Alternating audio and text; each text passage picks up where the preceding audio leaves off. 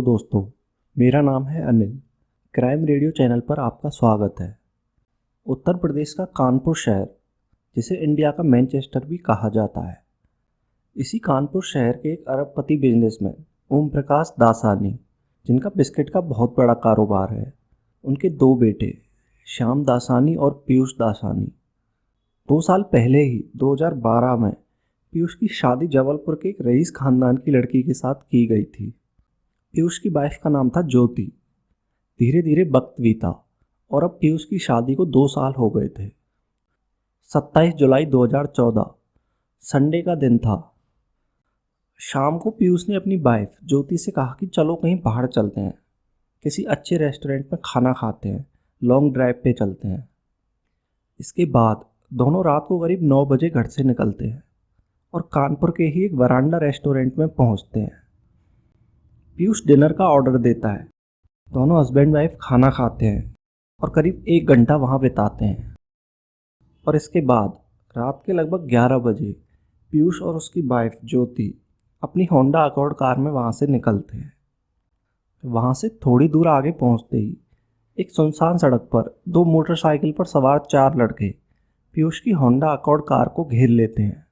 इसके बाद वो लड़के कार को रोकते हैं, पीयूष को कार से बाहर खींचते हैं और उसको बुरी तरह पीटते हैं और फिर उनमें से 2 लड़के उस होंडा अकॉर्ड कार में बैठते हैं और पीयूष की वाइफ ज्योति को अपने साथ लेकर उसी कार में वहाँ से भाग जाते हैं। अब पीयूष घबराने लगता है। उसकी वाइफ को उसके सामने पीटा गया, उसे पीटा गया और फिर जबरन उसकी वाइफ को किडनैप करके कार में ले जाया गया। पूरी तरह से घबराया हुआ पीयूष अपने पिता को फ़ोन करता है और सारी बात बताता है।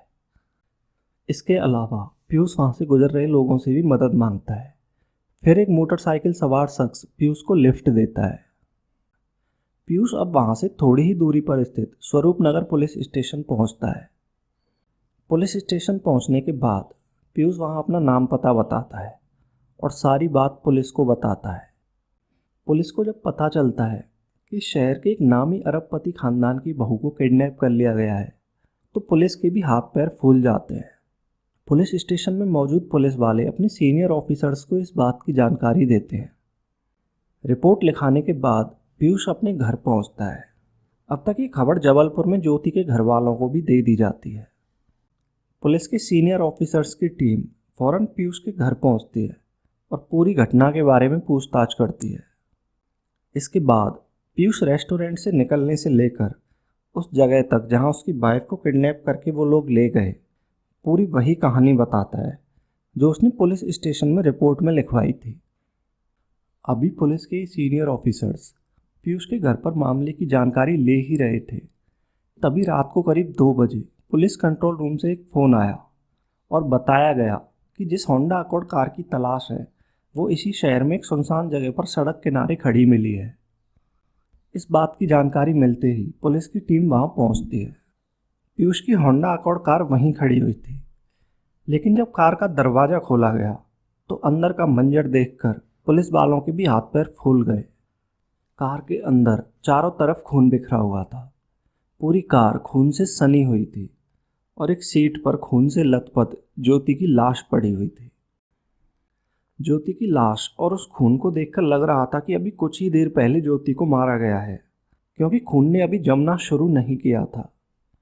लाश को पोस्टमार्टम के लिए हॉस्पिटल ले जाया गया।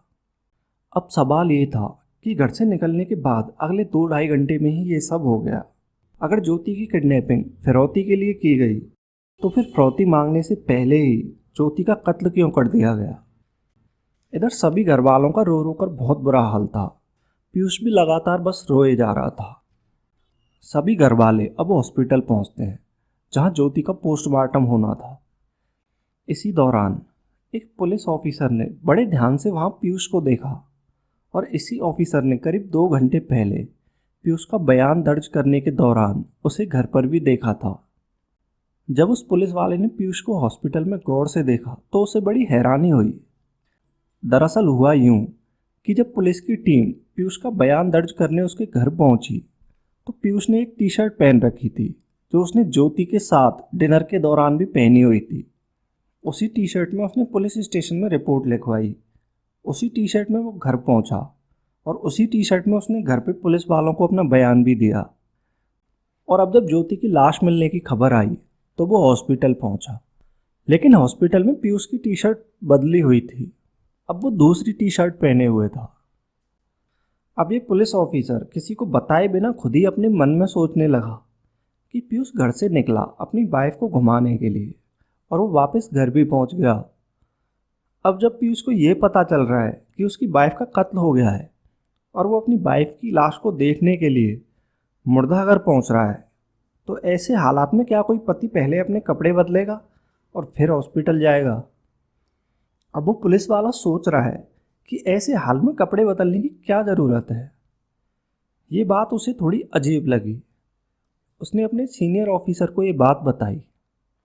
अब उस सीनियर ऑफिसर ने भी इस बारे में ध्यान से सोचा, तो उसने भी ये बात नोटिस की और उसे लगा कि हाँ, ये सही कह रहा है। यहाँ से पुलिस को थोड़ा शक हुआ।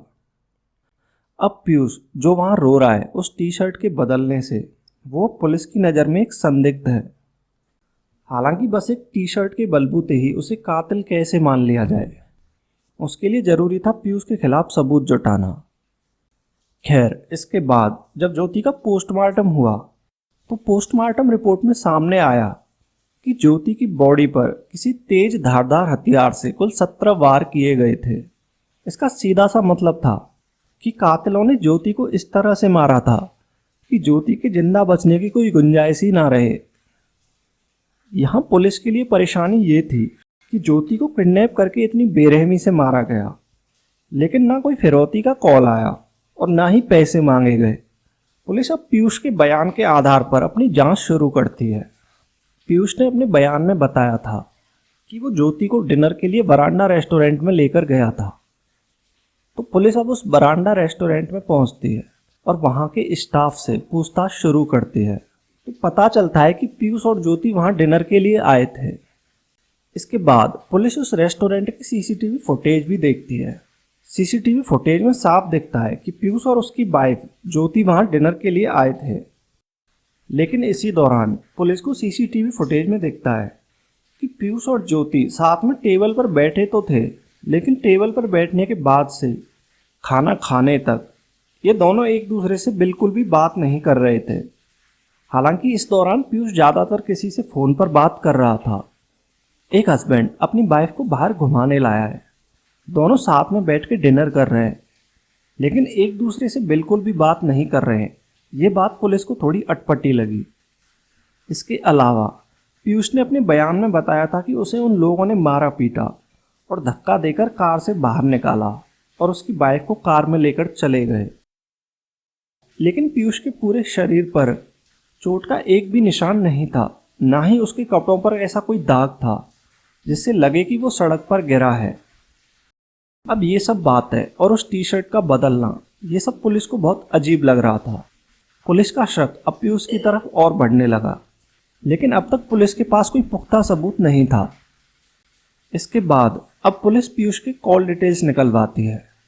पीयूष के कॉल डिटेल्स में पुलिस को एक नंबर मिलता है जिस पे पीयूष रोज कई घंटों तक बातें किया करता था। अब पुलिस उस नंबर के डिटेल्स निकलवाती है तो पता चलता है कि वो नंबर कानपुर की ही एक लड़की का है और उस लड़की का नाम है मनीषा मखीजा। मनीषा कानपुर के ही एक बड़े पान मसाला कारोबारी की बेटी है। अब सवाल ये था कि पीयूष की 2 साल पहले ही शादी हुई थी।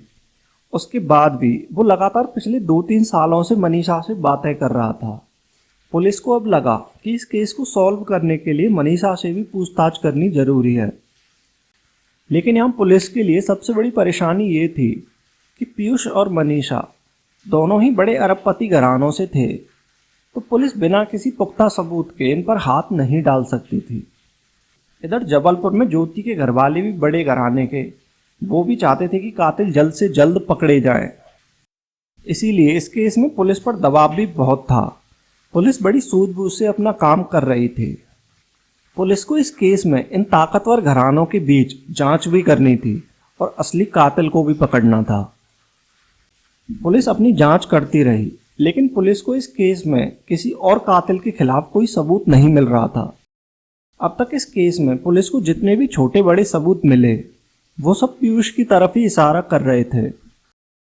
आखिर में पुलिस ने अपनी पूरी जांच पड़ताल करने के बाद ज्योति के कत्ल के 4 दिन बाद पीयूष को पूछताछ करने के लिए थाने में बुलाया। पीयूष पुलिस स्टेशन पहुंचता है। पुलिस पीयूष से पूछताछ शुरू करती है, लेकिन पीयूष अब भी बस वही बोले जा रहा था जो उसने अपने शुरुआती बयान में पुलिस को बताया था। अब पुलिस भी यहाँ एक चाल चलती है, वो मनीषा को भी पूछताछ के लिए पुलिस स्टेशन में बुलाती है। इसके बाद पुलिस उन दोनों से अलग अलग पूछताछ करती है, लेकिन वो दोनों अब भी अपना मुंह नहीं खोलते। इसके बाद पुलिस पीयूष और मनीषा को एक दूसरे के सामने खड़ा करती है। अब इसके बाद पुलिस ने उन दोनों के सारे कॉल डिटेल्स, उनकी चैट्स, सारी चीज़ें उन दोनों के सामने रख दी और फिर पुलिस ने थोड़ी सख्ती दिखाई। अब उनके रिश्ते का राज जब इस तरह से सामने आया तो दोनों घबराने लगे। अब उनके पास कोई चारा नहीं था। इसके बाद पीयूष टूट गया और फिर उसने पुलिस को सारी कहानी बताई। पीयूष की शादी घरवालों की मर्जी से ज्योति के साथ हो तो गई थी, लेकिन वो प्यार करता था मनीषा से और उससे शादी भी करना चाहता था, लेकिन घरवालों ने उसका रिश्ता ज्योति के साथ तय कर दिया था। पीयूष को डर था कि अगर वो घरवालों की मर्जी के खिलाफ गया तो उसे सारी जायदाद से बेदखल कर दिया जाएगा। पीयूष ने अपने घरवालों की मर्जी से शादी तो कर ली, लेकिन उसने कभी ज्योति को अपनी बीवी का दर्जा नहीं दिया। वो प्यार मनीषा से ही करता था। बाद में पुलिस को पीयूष के घर से ज्योति की एक डायरी भी मिली। उस डायरी में ज्योति अपनी शादी के बाद के हर दिन की कहानी लिखा करती थी। ज्योति ने अपनी डायरी में लिखा कि मेरी शादी तो हुई पीयूष से, लेकिन उसने मुझे कभी अपनी वाइफ का दर्जा नहीं दिया। उसने मुझे अपनी बीवी माना ही नहीं। इसके अलावा ज्योति ने अपनी डायरी में लिखा कि मैंने अपने सास ससुर को भी कई बार शिकायत की कि वो रात में अक्सर कभी 12 बजे कभी 2 बजे घर से निकल जाया करता था और सुबह 4-5 बजे वापस आता था। ज्योति ने अपनी डायरी में लिखा कि मुझे नाम तो नहीं पता, पर उसकी ज़िंदगी में कोई और लड़की है और वो कई बार मुझे इन चीज़ों के लिए मानसिक रूप से परेशान भी करता है। ज्योति की वो डायरी बहुत ही इमोशनल थी, जिसमें उसने अपने इस रिश्ते की पूरी दर्द भरी दास्तान लिखी थी। वो डायरी भी इस केस में पुलिस के लिए बहुत अहम सबूत थी। फिर जब पीयूष और मनीषा ने अपना गुनाह कबूल कर लिया तो उन्होंने ज्योति को मारने की पूरी कहानी बताई। पीयूष ने अपने घर वालों की मर्जी से ज्योति के साथ शादी की तो थी, लेकिन प्यार वो मनीषा से ही करता था और उससे शादी भी करना चाहता था। लेकिन अब सवाल ये था कि ज्योति के होते हुए वो मनीषा से शादी कैसे करे।